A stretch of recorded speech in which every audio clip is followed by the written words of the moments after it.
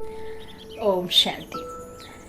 बाबा कहते, बच्चे, अब हमें तुम बच्चों से ही पूछना है कि डेट निकालो कि कब इस दुनिया में वो दुनिया आने का समय आना लाना है कि जब इस संसार में शांति आए। तो उसके लिए प्रकृति भी तुमसे डेट मांग रही है, प्रकृति इंतज़ार कर रही है वो स्वरूप बदलने के लिए। तो आप बच्चे तैयार हो, एवर रेडी हो। उसके लिए एक बहुत अच्छी प्रैक्टिस है। जैसे जैसे तीव्रता पुरुषार्थ में आएगी वैसे वैसे वो दुनिया आने का नज़दीक समय आता जाएगा। तो यह सब होमवर्क समझिए जो बाबा हम बच्चों को रोज़ मुरलियों के द्वारा देते हैं। कुछ एक पॉइंट बाबा हमारे लिए रखते हैं जिस पर आपको पुरुषार्थ करना होता है। तो सबसे अच्छी पुरुषार्थ जो है, हम सभी अपने आप को हर वक्त यह याद दिलाते रहें कि अब हम सबका समय है वाणी से परे जाने का, अर्थात वानप्रस्थावस्था का। जब ये शरीर आत्मा छोड़ देती है तो आत्मा का जाने के समय जो है इस संगम युग पर अंतिम समय, अंतिम जन्म, तो ये अब जाएगी कहाँ? परम धाम। तो जो आत्माएं आदि में रही आनी होंगी वो बाया परम धाम आ जाएंगी आदि में ड्रामा के लिए। और जो आत्माएं नहीं आएंगी, फिर जो पीछे पीछे आनी होंगी तो वो जाकर के मुक्ति में बैठ जाएंगी। तो मुक्ति, जीवन मुक्ति। अच्छा, इस बात को हमने समझा। अब हमें प्रैक्टिस क्या करनी है? जैसे बाबा कहते हैं सतयुग में कोई मंदिर, कोई गुरुद्वारा, कोई दरगाह, कोई इस तरह से कुछ भी चर्च आदि या कोई शास्त्र, जो भी भक्ति की सामग्री है वो सतयुग में होती नहीं। क्यों नहीं होती?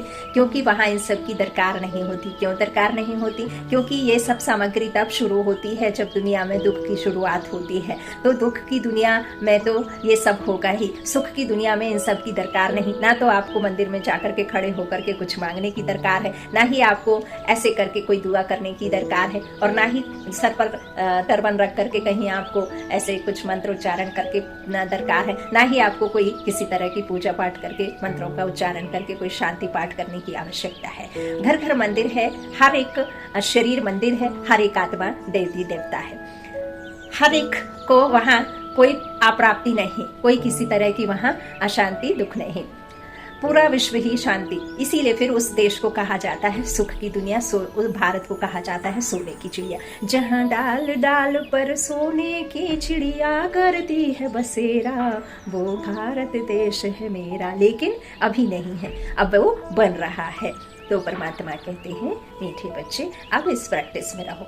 जब भी आप इन स्थूल नेत्रों से किसी भी मनुष्य को देखें, किसी भी व्यक्ति को देखें, तो उसके तन को, उसके कपड़ों को, उसके पर्स को, उसके शूज को, उसको बेल्ट को, उसके सुंदर चेहरे को नहीं, उस सुंदर चेहरे के बीच में एक बिंदी जहाँ लगाते हैं, जहाँ भाई लोग टीका लगाते हैं, उस भ्रकुटी के बीच में उन्हें आत्मा देखो। और आत्मा कैसी देखो? प्योर आत्मा, पवित्र आत्मा, महान आत्मा, देवकुल की आत्मा देखो, परमात्मा की संतान देखो, उस आत्मा को शिव शक्ति देखो जब भी कोई आपको मनुष्य आत्मा दिखती है तो।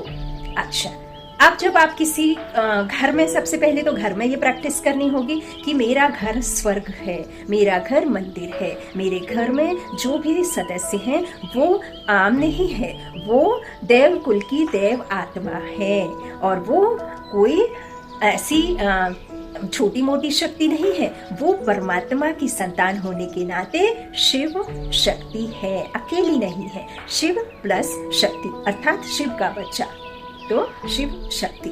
अच्छा, घर को स्वर्ग देखा, घर में रहने वालों को आत्मा देखते हुए देवकुल की आत्मा देखा, महान आत्मा देखा, और बहुत ही प्यारी आत्मा देखी, प्रेम देने वाली आत्मा देखी। उसको ऐसा देखा मानो ये मंदिर में विराजमान देवी देवता, घर को एक मंदिर देखा। अब ठीक ऐसे ही जब भी आप कभी भी किसी भी घर पर नजर डालते हैं तो उस घर को भी आप मंदिर देखें, और उस घर को मंदिर देखते हुए उसमें जो भी आत्माएं रह रही हैं उनके लिए भी इसी तरह से संकल्प रखें कि वो घर में रहने वाला हर एक सदस्य उस परमात्मा की संतान शिव शक्ति है, और वो शिव शक्तियाँ महान हैं, शक्तिशाली हैं, प्रेम से भरपूर हैं, शांत हैं, क्योंकि हर एक आत्मा का स्वरूप शांत है। वो जब शरीर में आए, उनके अलग अलग शरीर लिए गए, तो अलग अलग ड्रामा में आए, अलग अलग उनके कर्म हुए, और कोई कर्म विकर्म बना, कोई कर्म पाप बना, कोई कुछ बना, कोई कुछ बना, ऐसे करके वो शरीर में आते हैं। तो वो आत्मा का अलग अलग पार्ट है, तो कोई कैसा, कोई कैसा, कोई अच्छा, कोई कोई बुरा पार्ट बजा रहा, लेकिन वो असल में शांत स्वरूप आत्मा है, परमात्मा की संतान होने के नाते शिव शक्ति है। हर एक परिवार में परमात्मा की संतान रहती है। इस तरह से ये विश्व कोई छोटे छोटे परिवार नहीं, बल्कि विश्व में हर एक रहने वाला सिर्फ और सिर्फ उसकी संतान होने के नाते आपस में हम सब भाई भाई और विश्व एक परिवार है। ये कोई अलग अलग बटा हुआ नहीं है, धर्म जाति वाले नहीं रहते हैं, बल्कि एक परमात्मा की संतान रहते हैं। जब हम इस तरह से प्रैक्टिस में रहेंगे तो हम धीरे धीरे हर किसी के प्रति प्रेम भाव अंदर में जागना शुरू हो जाएगा। हमें कोई बात बुरी नहीं लगेगी, क्योंकि हम चूंकि जानते हैं कि वो शरीर नहीं आत्मा है, और वो आत्मा उस पिता की संतान है। और जब वो उस पिता की संतान हुआ तो हमारा रिश्ता उसके साथ में भाई का है। और यदि आप शरीर देखते भी हैं तो आप सिर्फ भाई बहन के उससे देखते हैं, क्योंकि हम सब वर्णों में आने के बाद ही रिश्तों में, अलग अलग रिश्तों में आते हैं। तो इस तरह से जब हम ये प्रैक्टिस में रहेंगे, अच्छा ऐसा नहीं है कि आज आपका बच्चा आपके लिए बहुत प्यारा है, बहुत अच्छा है, आप उसके लिए खूब अच्छा कहो, और पड़ोस के बच्चे को अगर वो थोड़ा सा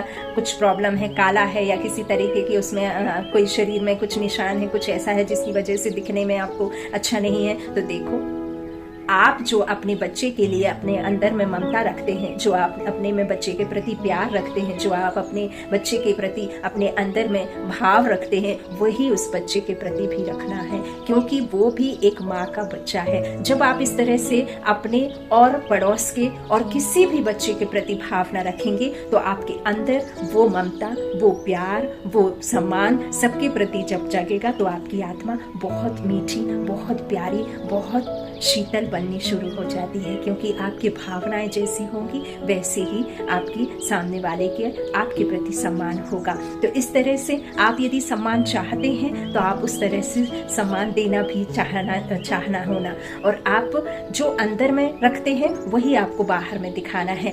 देखो आज हमने एक ये शरीर है, इस शरीर पर ये चेहरा है, किसी का गोरा है, किसी का काला है, लेकिन उसके ऊपर एक और मतलब मुखौटा लगा रखा है, जिससे ये चेहरे का कलर वलर, ये मेकअप, ये ना जाने क्या क्या बदल करके रख देते हैं। तो उस मुखौटे को उतारो, फिर उसका ओरिजिनल जो मुखौटा है शरीर उसे उतारो, और जो अंदर है ना बैठी हुई एक शरीर रूपी आत्मा, लाइट की शरीर, उस शरीर को देखो।